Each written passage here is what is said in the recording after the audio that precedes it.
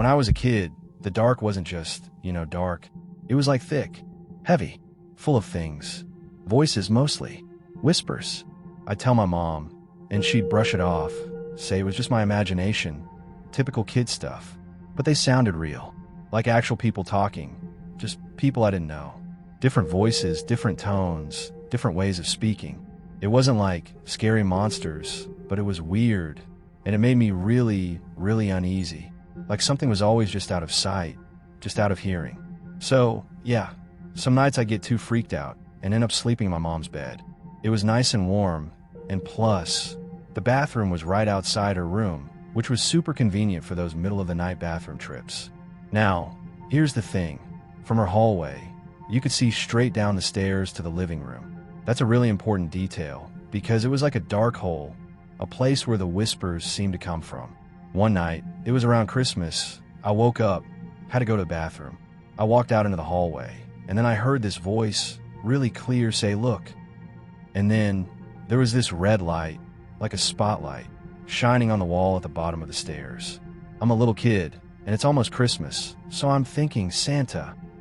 I got super excited and started walking down the stairs, really fast, but as the light started to fade into the living room, I heard this man's voice, really deep, not like my dad's voice at all, say, "Stop, right now, go back upstairs."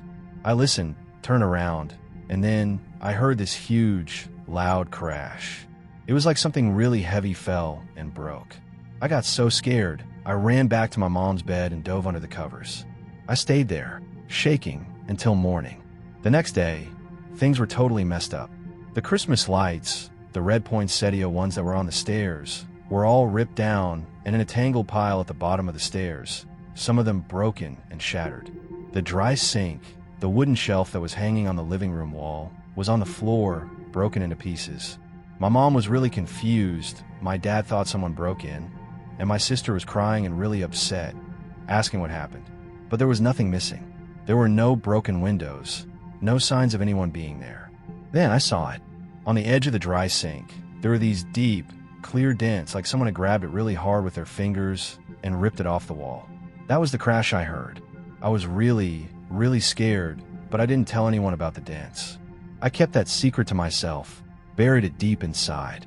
After that night, the whispers just stopped. They were completely gone, but it was way too quiet. Like, really, really quiet. It was almost worse than the whispers, because it was like something was holding its breath, waiting. I started sleeping with a nightlight on, even though I was way too old for one, or at least I thought I was. And I didn't like going downstairs anymore, even during the day. The living room felt different, like something was always watching me, like I was being observed. Christmas was really weird after that. It wasn't the same. I still think about that voice, and if it stopped something really bad from happening, something I couldn't even imagine.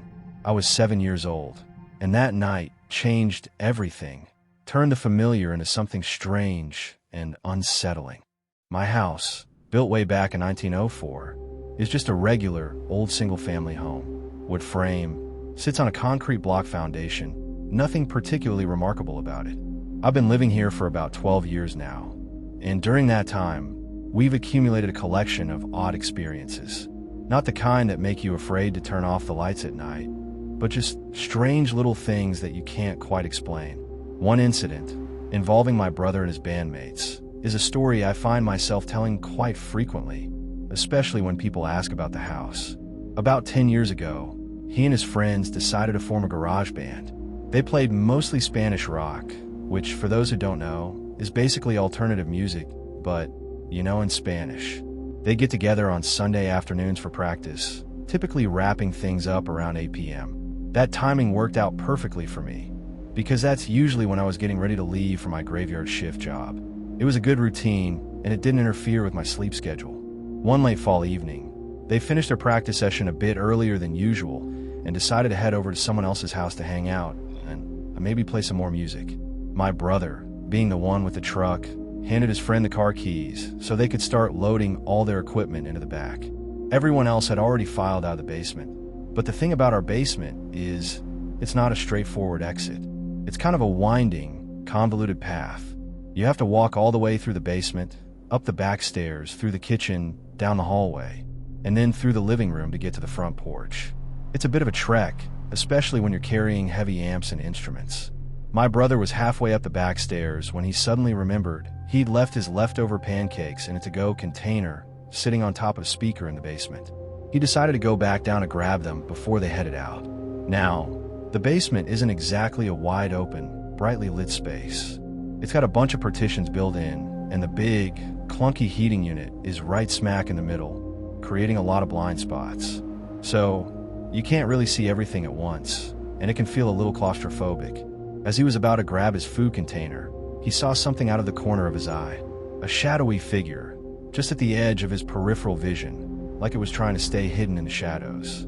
He said he felt this sudden, intense wave of unease wash over him, like something was fundamentally off, like a wrong note in a song. We'd always been told, by various family members, that if you feel a bad vibe around a ghost or spirit, you can either say a quick prayer for protection or just tell it off. Tell it to leave, assert your space. My brother, being a practical person who doesn't believe in overly complicated rituals, chose the latter. He just bluntly told it, "Hey, fuck you, I don't have time for this shit," his voice echoing in the dimly lit, cluttered space. He then walked quickly to the back of the basement and up the stairs, turning off the lights as he went, trying to make a clean break, try to get out of there as fast as possible. The last light switch is on the opposite side of the front door, which is a bit of a distance from the back stairs. Luckily, the front door was ajar, and the street light was casting a bit of light into the living room, which was a small comfort in the growing darkness. He said he felt like something was right behind him, like he was being followed, like it was keeping pace with him, but he didn't dare turn around. He just kept moving, his heart pounding a bit faster than usual, his footsteps echoing in the silence. As he flicked the last switch, plunging the living room and the rest of the house into darkness, he quickly stepped outside, pulled the door shut behind him, and jogged down the porch steps. He walked towards the truck, still holding his food container in one hand, his knuckles a little white. He kind of smiled to himself, thinking he was just spooking himself out for no reason, letting his imagination run wild, as people often do in old houses. He climbed into the driver's seat of the truck, put on his seatbelt, and got ready to pull out of the parking spot, which was directly in front of the house. But then, one of his friends, who was sitting in the back, asked, "Hey, wait, what about your brother? Isn't he coming with us?" My brother, confused, said, "What do you mean? He went to work early tonight. He's already gone. Do you see his car anywhere?" Then his friend, looking a bit pale and shaken, asked the question that made my brother pause. The question that turned a simple departure into something a bit more unsettling. A question that still makes him think. "So then, who was walking behind you when you were leaving the house?"